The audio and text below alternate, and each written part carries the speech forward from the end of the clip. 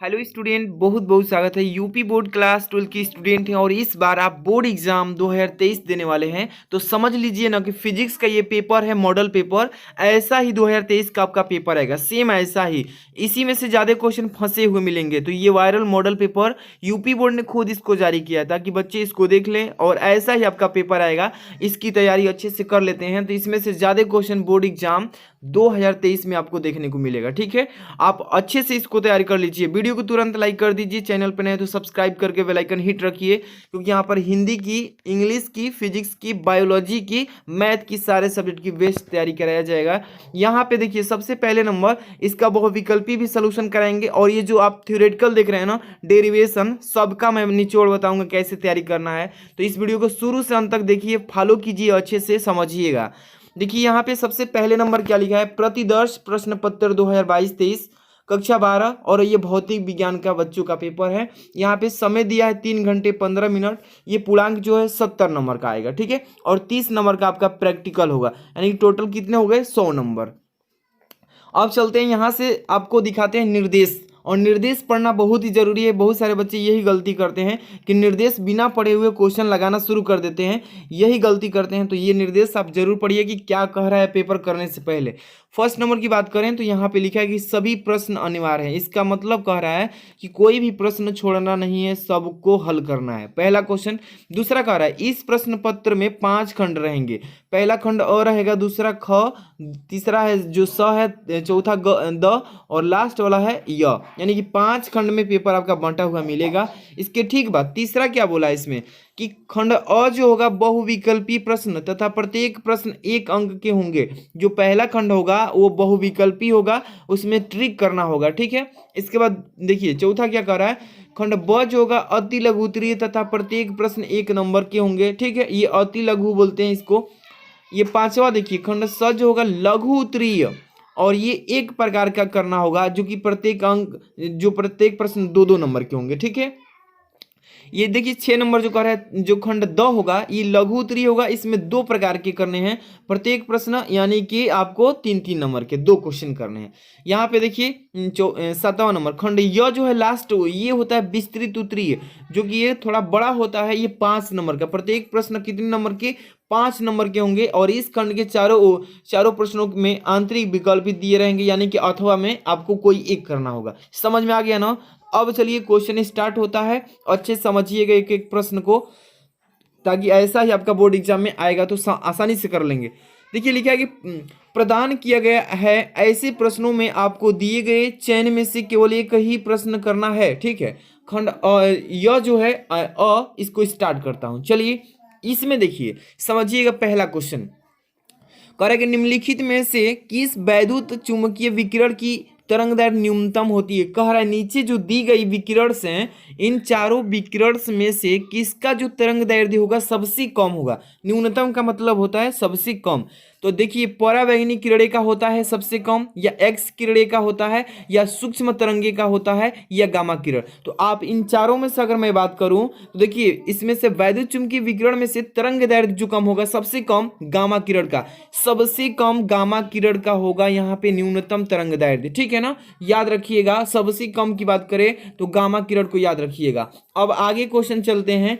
देखिए ख number question क्या लिखा है इसमें कि एक गतिमान कण जिसका संवेग p है, द्रव्य तरंग की तरंगदैर्घ्य क्या होगी। अच्छे से याद रखिएगा, लेमडा इक्वल टू होता है h/p। आप फार्मूला पढ़े होंगे, p संवेग दिया है इसका, और यहाँ पे तरंगदैर्घ्य क्या होगा पूछा है, यानी लेमडा इक्वल टू h/p होता है। क्या होता है, h/p। यहाँ पे देखिए h/p पहला ही ऑप्शन सही है।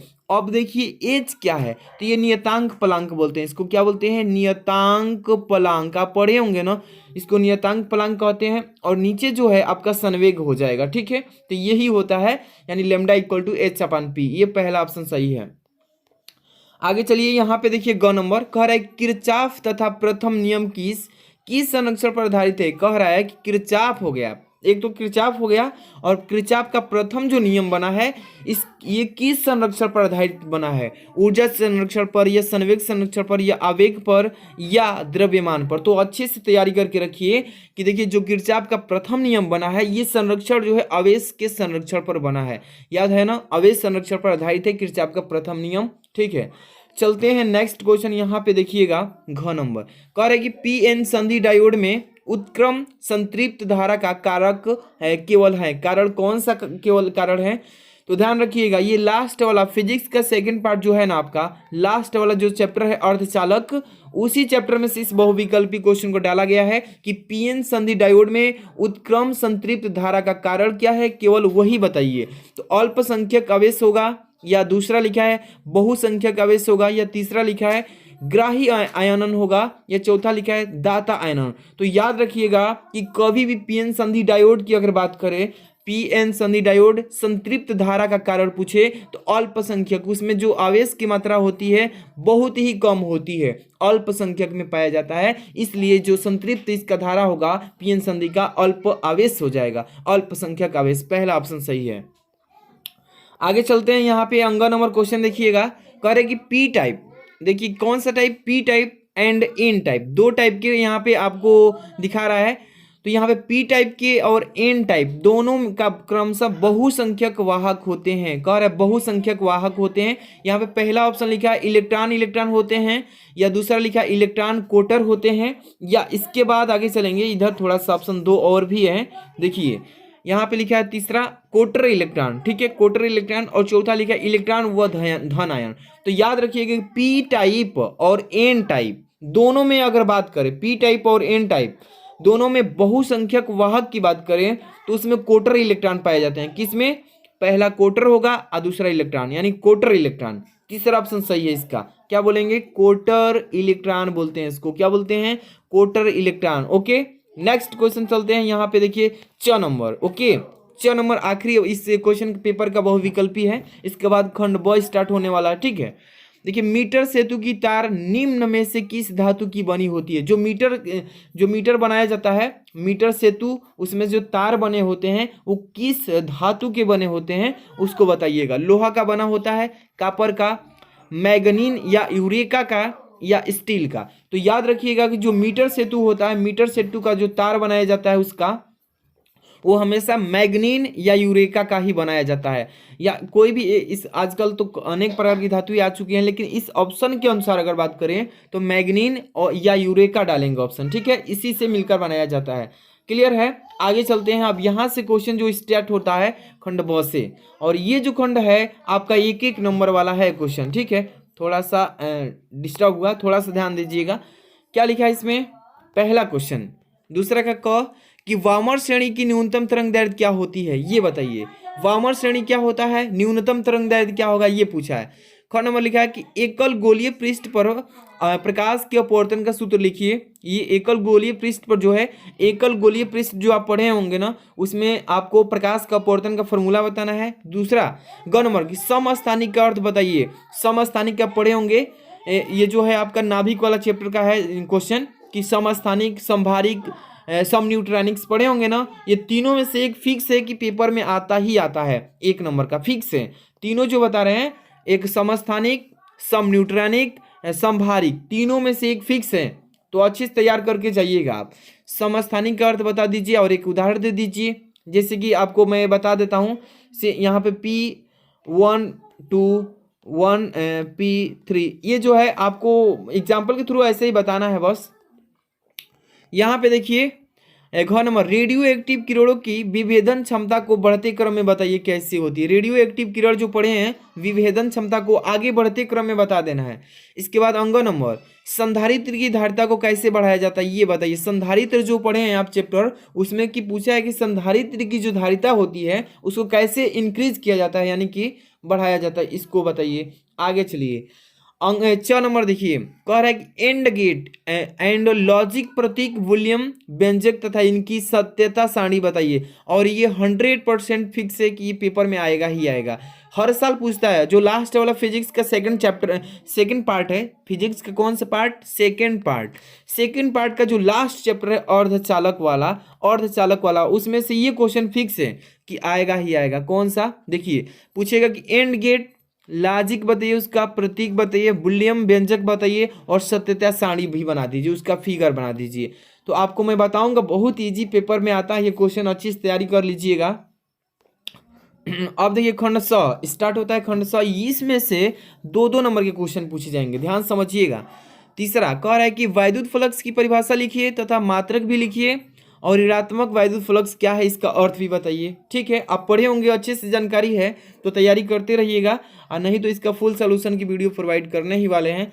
ख नंबर लिखा कि एक तार में 5 एम्पीयर की धारा बह रही है। एक तार है, वायर है, उसमें 5 एम्पीयर की धारा बह रही है। तार के अनुप्रस्थ काट से प्रति मिनट कितने इलेक्ट्रॉन गुजरेंगे, यानी कि समय भी दे दिया है टी बराबर प्रति मिनट, यानी 1 मिनट तो 60 सेकेंड ले लेंगे टाइमिंग, और इसमें गुजरने वाले इलेक्ट्रॉनों की संख्या बता दीजिएगा। तो इस तरीके से क्वेश्चन पूछता है। ग नंबर, हाइड्रोजन स्पेक्ट्रम में बामर श्रेणी की द्वितीय रेखा के तरंगदैर्घ्य के रीडबर्ग नियतांक आर के पदों में ज्ञात कीजिए। बहुत ही सिंपल सा इसको तरीके से बताया गया है, यानी 5 होता है इसका, तो पांचों को अच्छे से तैयार कर लेना, जितनी भी श्रेणियां हैं पांचों को अच्छे से। इसके बाद घ नंबर, दी ब्रोगली तरंगदैर्घ्य व्यंजक ज्ञात कीजिए। दे ब्रोगली तरंगदैर्घ्य अच्छे से तैयार कर लेना। इसके बाद द नंबर, यहाँ पे खंड जो है द है, ये 3-3 नंबर के क्वेश्चन पूछे जाएंगे, देख रहे हैं ना। 4 का क लिखा है कि परस्पर संपर्क में रखे 2 पतले लेंसों के संयोजन की फोकस दूरी के लिए एक सूत्र का निगमन कीजिए। ठीक है, इसके बाद ख लिखा है आइंस्टीन के प्रकाश वैद्युत समीकरण का निगमन कीजिए। और ग नंबर, बूस्टर के नियम सिद्ध कीजिए। अपरिवर्तित तथा परावर्तित किरण परस्पर लंब होती है, इसको बताइए। या घ नंबर, एम्पियर का परिपथीय नियम लिखिए। इसकी सहायता से एक अनंत लंबाई की सीधे धारावाही तार जो स्मॉल आर दूरी पर चुंबकीय क्षेत्र में सूत्र स्थापित करे, इस पर आप लिखिएगा। तो इस तरीके से क्वेश्चन आता है। अंग नंबर देखिए, करेक्ट, एक कुंडली का स्व प्रेरक गुणांक जो है 40 मिली हेनरी, एमएच लिखता है तो पढ़ लीजिएगा मिली हेनरी। इसमें वैद्युत धारा जो है 5 मिली सेकेंड में 2 एम्पियर से 12 एम्पियर हो जाती है, यानी कि जो है इसमें टाइमिंग का धारा का परिवर्तन हो रहा है। तो कुंडली में प्रेरित विद्युत वाहक बल यानी कि ईएमएफ ज्ञात करना है, इसका ईएमएफ ज्ञात करना है। ठीक है, बहुत ही सिंपल क्वेश्चन है। 5वां क्वेश्चन देखिए क्या लिखा है कि एक पतले समतल उत्तल लेंस की फोकस दूरी 20 सेंटीमीटर दिया है तथा इसके पदार्थ का अपवर्तनांक म्यू बराबर यानी एन बराबर इतना दिया है। तो इस लेंस के उत्तल पृष्ठ की वक्रता त्रिज्या यानी कैपिटल आर की वैल्यू बताना है। बहुत ही सिंपल सा क्वेश्चन है, ये क्लास 10th का भी क्वेश्चन माना जा सकता है। अब चलिए क्वेश्चन नंबर 5 का ख देखिए, किसी छोटी दूरबीन के अभिदृश्य की फोकस दूरी जो है ये 144 सेंटीमीटर है। तो अभिदृश्य कहता है तो इसको FO बोलते हैं। FO बराबर दिया 144 सेंटीमीटर, ठीक है। और FI दिया यहाँ पे, अभिनेत्रिका कहेगा ना तो FI कहिए। FI का मान 6 सेंटीमीटर। तो दूरबीन की आवर्धन क्षमता कितनी होगी, अभिदृश्य तथा नेत्रिका के बीच की दूरी बताइए। बहुत ही सिंपल सा क्वेश्चन है, दूरी निकालने वाला फॉर्मूला आपको बताया गया होगा, तो बहुत ही ईजी तरीके से न्यूमेरिकल कर लेंगे। अब देखिए ग नंबर, एलईडी क्या है, एलईडी का फुल फॉर्म बता दीजिए। आप परिपथ बना करके इसका VI अभिलाक्षणी के 2 प्रदर्शन भी कर दीजिए, 3 नंबर मिल जाएगा। यहाँ पे देखिए किरचॉफ के नियमों को परिपथीय चित्र बनाकर समझाइए। किरचॉफ का नियम परिपथीय नियम पर कैसे आधारित है ये बताना है। इसके बाद यहाँ पे चलेंगे, अथवा में भी क्वेश्चन अवेलेबल रहेंगे आपको। देखिए एक समतल विद्युत चुंबकीय तरंग के 2 दोलित चुंबकीय क्षेत्र जो है BY इक्वल टू इतना दिया है 8 × 10 के पावर -6 साइन 2 × 10 के पावर 11 T प्लस 300 पाई x टेस्ला द्वारा दिया जाता है। तो यहाँ पे 2 क्वेश्चन पूछा है इस न्यूमेरिकल में कि विद्युत चुंबकीय तरंग की तरंगदैर्घ्य क्या होगी, और दूसरा कह रहा है दोलित विद्युत क्षेत्र का व्यंजक क्या होगा। तो अच्छे से तैयार कर लेना, 3 नंबर का है क्वेश्चन। आगे अंग नंबर देखिए कि किसी उत्तेजित हाइड्रोजन परमाणु के इलेक्ट्रॉन की जो ऊर्जा है -3.4 इलेक्ट्रॉन वोल्ट है, और कह रहे 1 इलेक्ट्रॉन का कोणीय संवेग ज्ञात कीजिए। दिया है कि nवीं कक्षा में इलेक्ट्रॉन की जो ऊर्जा है -13.6 अपान n² इलेक्ट्रॉन वोल्ट होती है। तो H बराबर नियतांक प्लैंक का यहाँ पे मान दिया है कि 6.6 × 10 के पावर -34 जूल × सेकेंड होता है। तो तो बहुत ही इजी न्यूमेरिकल है, इसको अच्छे से तैयार कर लेना। अगर न्यूमेरिकल नहीं कर पा रहे हैं तो आपको अथवा में क्वेश्चन दिया जाएगा। अब यहाँ से देखिए खंड यह है जो कि लास्ट इस पेपर का खंड कहलाता है, यह वाला, ये 5-5 नंबर का आता है। देखिए क्वेश्चन क्या लिखा है 6 नंबर कि संधारित्र की धारिता की परिभाषा लिखिए, कि संधारित्र की जो धारिता होती है उसकी परिभाषा दीजिए और समांतर प्लेट संधारित्र की धारिता का व्यंजक प्राप्त कीजिए और इनकी धारिता कैसे बढ़ाई जा सकती है, कैसे घटाई जा सकती है, कैसे बढ़ाई जा सकती है कीजिए।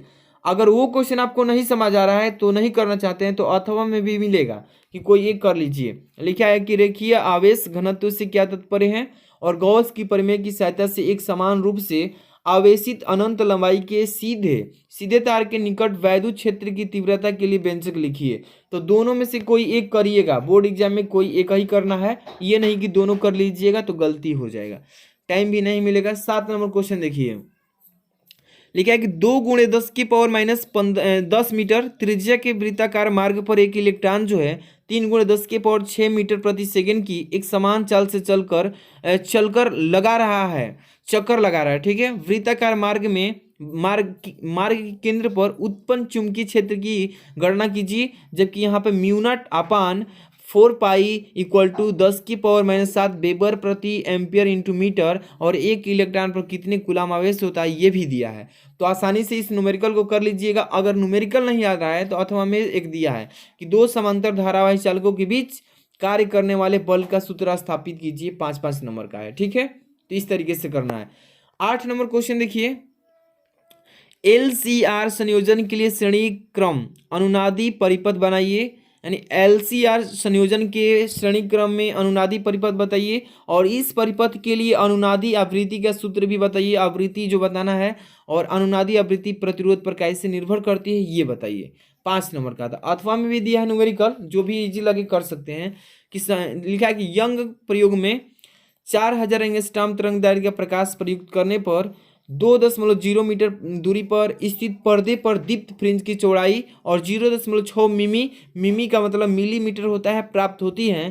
तो यदि पूरा उपकरण जो है 1.5 अपवर्तनांक के द्रव में डुबा दिया जाए तो फ्रिंजों की चौड़ाई ज्ञात कीजिए। ये जो है आपका चैप्टर से बहुत ही इंपॉर्टेंट न्यूमेरिकल है, पेपर में हर साल पूछेगा, तो तैयारी कर लीजिएगा न्यूमेरिकल।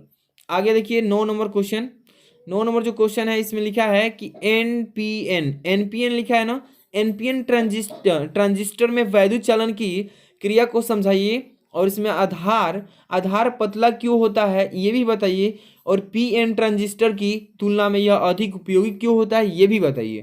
तो इस क्वेश्चन को अगर आ रहा है तो कर लीजिएगा, और नहीं तो अथवा में भी दिया है कि हाइगेंस के द्वितीयक तरंगांकों सिद्धांत को विवेचना कीजिए, निगमन कीजिए। तो 5 नंबर का आता है। ये पूरा जो आपका पेपर आएगा ये 9 क्वेश्चन आएंगे, अथवा में भी मिलेंगे, तो इसको तैयारी कर लीजिए। इसका PDF चाहिए तो टेलीग्राम पर सेंड कर देंगे, डिस्क्रिप्शन में जाइएगा, टेलीग्राम का लिंक मिलेगा। और इसका फुल सोल्यूशन चाहते हैं तो आप लोग वीडियो को तुरंत लाइक नहीं किए हैं तो लाइक कीजिए और कमेंट करके बताइए कि इसका फुल सोल्यूशन एक ही वीडियो में प्रोवाइड कीजिए, तो नेक्स्ट वीडियो में हम प्रोवाइड कर देंगे। मिलते हैं नेक्स्ट वीडियो में। Thanks for watching.